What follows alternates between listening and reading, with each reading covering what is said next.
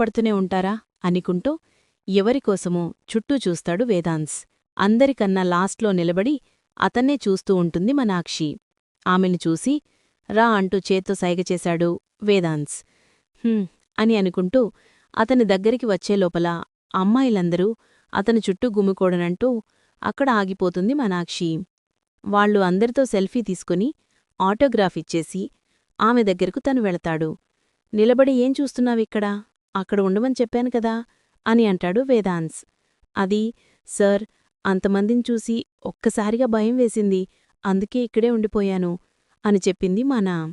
Okay, రెడీగా ఉండు, నేనిప్పుడే dress change చేసుకుని వచ్చేస్తాను అని చెప్పి అతను డ్రెస్సింగ్ రూమ్కి వెళ్ళాడు. ఆమె అక్కడే అతని కోసం ఎదురుచూస్తూ ఉంటుంది. సుప్రియాను దాటుకుని మనాక్షి ఒక్కతే నిలుచుని ఉండడంతో తన దగ్గరికి వస్తాడు మిథున్.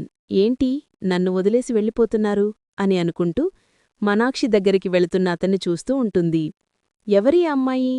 కొత్తగా కనిపిస్తుంది, అది మిథున్ గారితో పరిచయం ఉన్న అమ్మాయిలా ఉంది అనుకుని తను కూడా అక్కడికి వస్తుంది.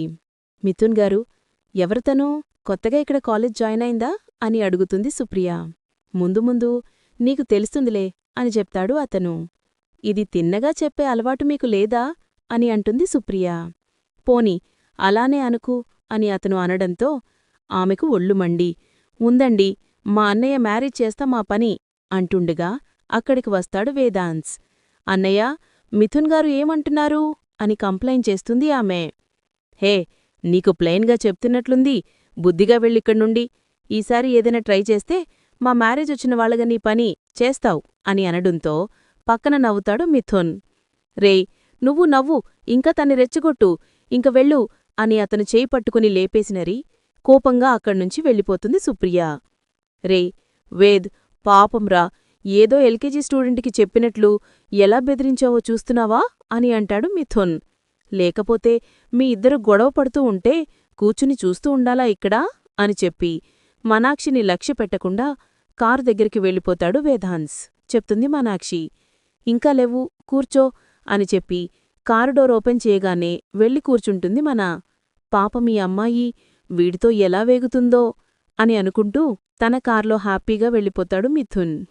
వేరుగా తన ఇంటికి వెళ్ళిన వేదాంశ్ కారు దిగి లోపలికి రాగానే పద్మావారు మాట్లాడుతూ కనిపిస్తారు. అదిగి వెళ్ళా, నీ అల్లుడొచ్చేశాడు, తన చెల్లికి ఇచ్చిన మాట కాదనలేక రేసింగ్లో పాల్గొని కప్పు గెలుచుకుని వచ్చాడు అని చెప్తారు రుద్రగారు.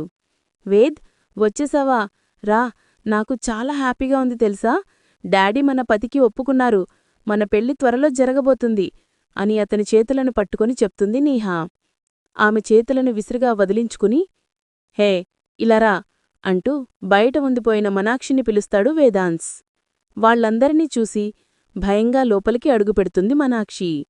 వేద్, ఎవరీ అమ్మాయి అని అడుగుతారు రుద్రసింహగారు. నేను ప్రేమించిన అమ్మాయి, పెళ్లి చేసుకోబోయే అమ్మాయి అని చెప్తాడు వేదాంశ్. దానితో అందరూ షాకవుతారు. ఏం మాట్లాడుతున్నా వేదాంశ్, పిచ్చిగాని పట్టిందా? నువ్వు ప్రేమించిన అమ్మాయిని పక్కనే పెట్టుకొని వేరే వారితో తీసుకువచ్చి ప్రేమించాను, పెళ్లి చేసుకుంటున్నాను అని అంటావేంటి అని అడుగుతారు ఆయన. అవును, నేను చెప్పిందే నిజం. ఈ అమ్మాయి పేరు మనాక్షి. ఈ మధ్య మా ఇద్దరికీ ఒకరంటే ఒకరికి ఇష్టం ఉండడంతో పెళ్లి చేసుకోవాలని అనుకున్నాం. ఆ విషయం మీతో చెప్పాలనే ఇక్కడికి తీసుకువచ్చాను అని అంటాడు వేదాంశ్. అబద్ధం, అంతా అబద్ధం. నిజం చెప్పు వేద్, నాతో నువ్వు ఫ్రాంక్ చేస్తున్నావు కదా, నన్ను ఏడ్పించకు ప్లీజ్, ఇది అబద్ధమని చెప్పు అని అంటుంది నేహా. జస్ట్ షటప్, ఏమని చెప్తుంటే ఎందుకలా అవస్థపడుతున్నావ్? హే, అలా మొద్దులా నిలబడి ఏం చూస్తున్నావ్?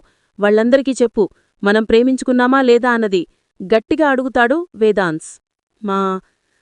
అవును సార్, నేను ప్రేమించుకున్నాం, పెళ్లి కూడా చేసుకోవాలని అనుకుంటున్నాం అని అంటున్న మనాక్షి జుట్టు పట్టుకొని ఎవరితో? నువ్వు? ఏంటి ఈ డ్రామా? నన్నెప్పుడూ చూసంలేదు. నన్ను చూస్తే భయంతో ఆమె జుట్టు పట్టుకుని లాగుతున్న నేహా వైపు వెళ్లమన్నాడు. దానితో కూర్చున్న వాళ్ళందరూ లేచి నిలబడతారు. వేదాంశింహ, ఏంటీ పని? ఒక ఆడపిల్లను అలా కొట్టొచ్చా అని అడుగుతారు ప్రతాప్ సింహగారు.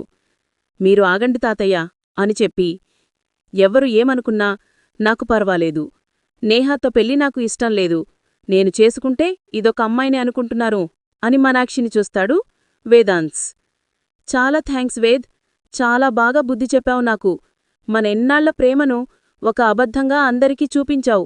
నన్ను నమ్మి మా డాడీని కూడా మన పెళ్లికి ఒప్పించి ఇక్కడికి నన్ను బాగా బుద్ధి చెప్పావు అంటూ మనాక్షి వైపు కోపం చూస్తూ, పదండి డాడ్ అంటూ విశ్వాగారివైపు చూస్తుంది నేహా. రుద్రసింహగారు, నా కూతురు మీ అబ్బాయి ప్రేమించుకున్నారన్న సంగతి నాకు తెలియగానే మీలాంటి మంచి ఫ్యామిలీతో సంబంధం కలుపుకోవాలని నా కూతురు మ్యారేజ్ ప్రపోజల్ నా దగ్గర పెట్టగానే వెంటనే దానికి నేను ఒప్పుకున్నాను.